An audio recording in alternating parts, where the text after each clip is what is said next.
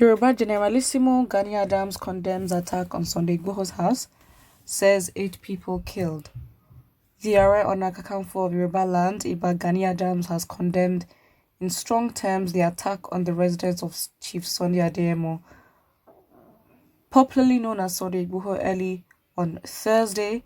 Adams described the attack as a ploy to silence Igboho or stop him from expressing his views on the state of the nation.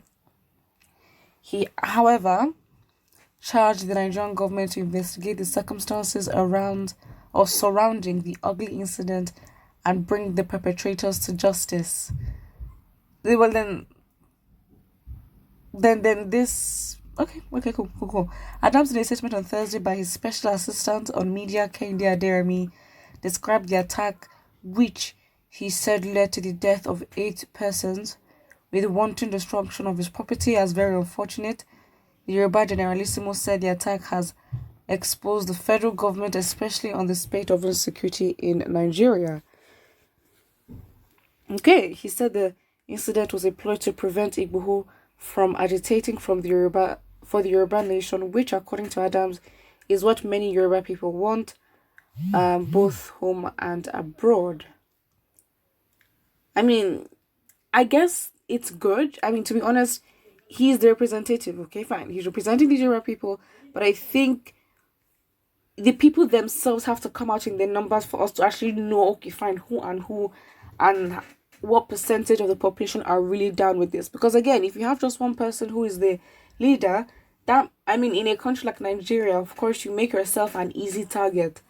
So again, I think obviously this push for the dual nation is obviously very much early. It's very much young. It's not as old as, you know, the fight for Biafra. So again, we know that, okay, fine, there are people when it comes to Biafrans, we know that there are Biafrans that are definitely a lot of them that would push for this as well, even if Nnamdi Kanu was there or not. You know what I mean? That's it. Somebody says, condemn verbally, no action, tomorrow another one happens. Exactly. And I think it just begs the question of, you know, a lot of, you know, Yoruba, or like just not even Yoruba, just traditional rulers in the nation. It's like, what is your job? Like, honestly, because if we try to say, okay, fine, we integrate culture, and all that, but do we integrate culture? We don't.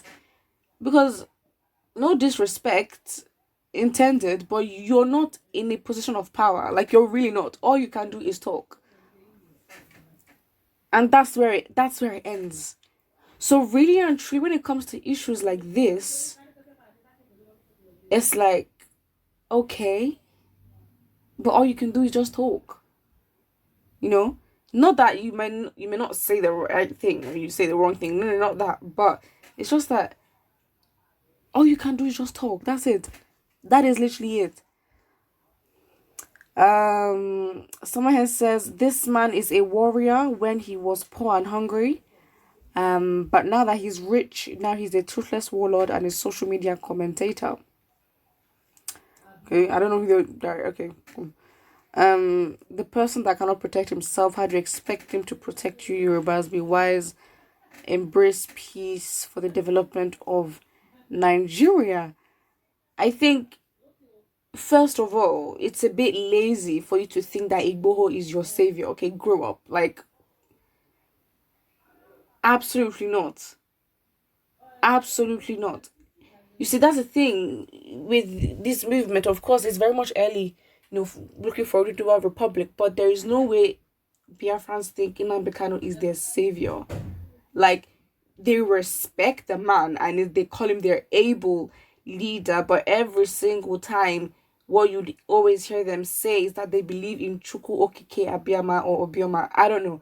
But that line, that's what they say they believe in, that would save them. So again, it's like it's very lazy. It's very lazy because you're expecting that this person will do everything for you, will protect you, protect themselves, and then go and fight for you as well. That is absolutely lazy. It is your land as well. So again, when it comes to this, it depends on how badly you want it. How bad do you want it? why do you want to separate? You need to think of these reasons for yourself, and you choose, okay, what do you want to support? Because even on the issue of separation, we are still very much divided. Like, I don't know, no one knows where everyone stands, you know. With the NSAS process, I'm going to go back to that because it was genuine. It was an uprising, a proper uprising. There was no leader. The people led. That is what happened. But then people understood. Like, they understood the assignment. No one needed to tell you that this is what is going on, because everyone could relate. But the thing is, the NSAS process was as passionate as that, because things had gotten so bad where it wasn't a thing where we were actually checking the NSAS process, the actual SARS group. It was more like, okay, fine, we are now dying. That is why we are protesting. Of course, that's an extreme version, but do we always have to wait to the extreme? Because in that way, you give the people on the other hand more power. That's just what it is.